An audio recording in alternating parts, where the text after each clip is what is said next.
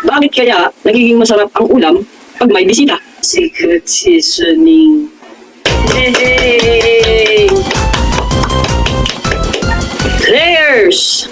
Kamay sa dibdib. Ang tanong,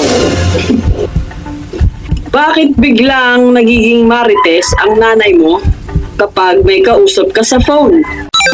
Kasi sa mundo niya, lahat ng tawag ay may sariling teleserye. Kailangan i-breakdown.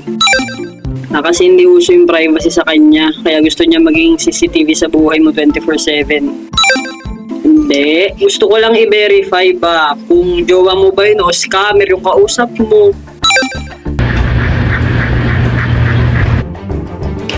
Yes, player 3. Letter C po. Gustong i-verify nung nanay jowa ba o scammer yung kausap ng anak niya sa phone.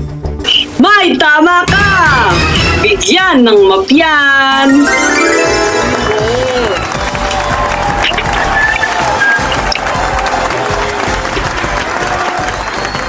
Next question, next question, next question, next question.